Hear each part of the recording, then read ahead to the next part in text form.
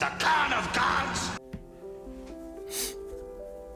Hi, so I want to talk to you about the Treblab E3. These are like new headphones from Treblab that I have had for about a month now. Now, I've been using these headphones on and off every day since I got them, and I really wanted you to understand or feel exactly what I feel for these headphones, my experience using them, as opposed to just sitting down at my desk and reading out the specs to you. This is why I had to move the camera closer so that this could be a little more candid. I mean, these headphones have literally been on my head of state over here since the day that I got them, and I have pretty much been using them on and off. I mean, I travel with them, I sleep with them sometimes, I use them when I need to edit videos, when I need to mix, when I need to do all sorts of things. So what do I actually feel about these headphones? Are they worth your money? Are they worth the price that Treblab is actually selling them for? And you know, all of that is what you're going to find out in this video. So let's jump right into it. First of all, the Treblab E3 is selling for what, $59 right now, and the packaging felt like something for headphones that were costing 2 or 3 times the price of that. Somewhere around $100 to $150 if I'm being totally honest. It has like this really high quality box that has a manual and a sticker and all this other stuff in it, and then the box itself actually houses this carry around case, just like the one that they had with the Treblab Z2, which was like $100 when I got it, if I remember correctly. And the experience, or the unboxing experience for this, did not feel any cheaper or any less than the Treblab Z2. Quite impressive. But you see, ultimately the most important thing for headphones is your listening experience with the headphones themselves. But before we get to the listening experience, let's talk about how the headphones actually feel. When I took the headphones out of the box, what was my first impressions? Yes, it's mostly plastic like many other headphones around this price point, but did it actually feel like high quality plastic? Well, yes, it did. And the hair cups and everything felt really comfortable, and I liked the way they felt expensive and they looked expensive. They definitely didn't look like something that cost $59, that's for sure.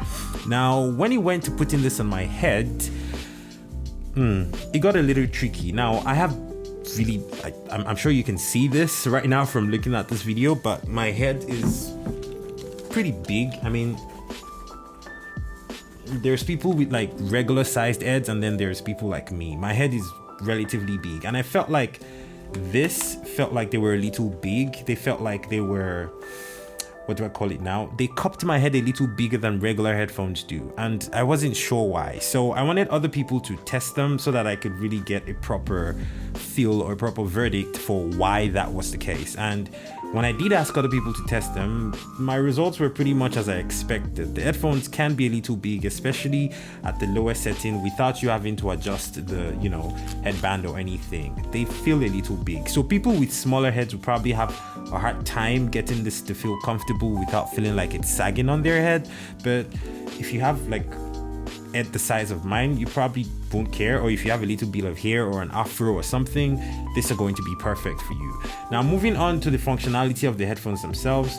Well, they're active noise cancelling headphones, as you probably imagined already, and the active noise cancelling on these headphones honestly are not as impressive as some other headphones that I've used in the past. I mean, yes, when you do turn on the active noise cancelling while you're traveling, they do take away some of that cabin noise that you get, but they don't take away nearly as much as many other headphones that I've tried in recent times. One thing I will say though is they did have an extra feature that's actually really thoughtful with these headphones. They let you, the active noise cancelling for most of the headphones is usually just turn it on, turn it off. But with this one, when you turn the active noise cancelling on, the next time you press the button, what you would be doing is activating environmental sound. And what that lets you do is bring in this speech that, whatever is going on around you, maybe somebody's trying to talk to you. Using the microphones, it basically brings in that sound and takes out, or takes down the audio from the music or whatever it is you were doing with the headphones initially. And that is actually a very useful feature. You can have entire conversations without actually taking the headphones off your head. But the thing about that though is it's not that loud, so it's probably just better to take the headphones off and just have a conversation anyway. And when you press the button again, you completely take off all these features. You take the ANC off, you take the environmental sound off, and now you're in the regular listening mode. Now, what do I think about the quality of the music when you're actually using the ANC? Well, it works. It's not bad, it's not terrible, especially when you've taken out that cabin noise and you're listening to it. It still sounds pretty great. One thing about the general soundstage of these headphones is that it's very bassy, and I don't say that to mean the headphones are very bassy and thumpy. I mean, of course, it's always nice to have headphones that have bass, but this one's particularly sound a little cagey, or will I say a little roomy when you're on the low end. It sounds as though they're a little muddy, like the low mids are just that much muddy. It's not bad, it's just there. It's obvious that that was done to improve, or will I say enhance, the bass experience of the headphones. And I think one of the biggest standout features, like one of the things that they really got right with these headphones, is battery life. These headphones will give you 50 hours of battery life on a full charge. Now, that might sound ridiculous. It might sound like, you know, it makes no sense, but it actually gives you 50 hours of battery life, because I've basically been using this since the first day that I got it. I charged it full. I traveled with it twice. I have not had to charge it ever since, and every single time that I try to check the battery life by pushing the power button and stuff when the thing is on, it just tells me battery moderate. Like, it just refuses to die. And while 50 hours of battery life might sound absolutely ridiculous, another absolutely ridiculous thing with these headphones is the fact that it's got a USB-C charge, but it's not just a regular USB-C charge, it's a fast charge. So with 10 minutes of charge, you can get up to 10 hours.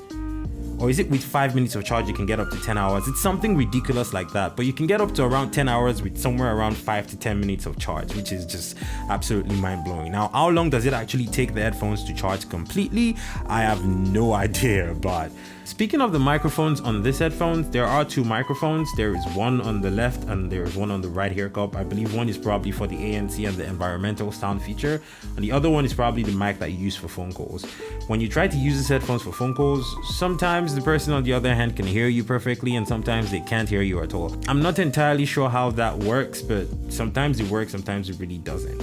Now, the buttons that you use for the volume up and the volume down are the same buttons that you're going to have to use to change track, like skip track, previous track, that kind of thing. And the button in the middle is going to be your play pause and your phone call answering button.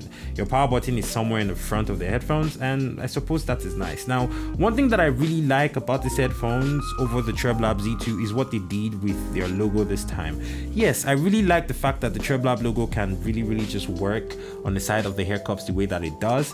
And on the Treblab Z2, it was just this really giant white logo, and I wasn't sure if that wasn't going to be intrusive for a lot of users, but I think in this case they found a way to really blend it. You know, it's mostly matte plastic on this ear cups and this headphones generally speaking, but they just put like their logo in this black, you know, glossy finish on top of that, and then it just looks really good. Like, the logo just blends into the design so well that it starts to look like it's just a part of it, and that was how it was intended to be made. Now, like I said, because of the way these headphones are already really big, I hardly can think of any situation where somebody would have to expand the, you know, headband so that they could use it properly. It's just so big already. Now, do they feel really durable? I would say probably in that department, durability maybe 6.5 over 10, because yes, they do feel like they're super flexible, but you're probably going to break them if you're not too careful with them. So what do I actually feel about these headphones? What's my final verdict? How would I rate these headphones over 10? For the price, this is probably a solid 9 out of 10. Audio quality is decent. It's not the best because I feel like there's a little bit of mud in the low mids. I also feel like when you're getting to really high volumes and turning the volume up a lot, you're going to start experiencing some distortion in the high end. Like, it's not very obvious, but it's there. Like, if you pay attention to it, you will hear it. For the price, these are actually really decent headphones, and I would absolutely recommend them. A huge thanks to the guys at Treblab for sending this out to me for review, but of course, the fact that they sent it to me does not change my opinion or does not affect my thoughts or anything I've said in this video, and they are seeing this video for the first time alongside you, so nobody told me what to say and nobody corrected anything or changed anything in this video. Thank you so much for watching, and don't forget to subscribe. I will see you on another video that was shot by Kagan. Peace.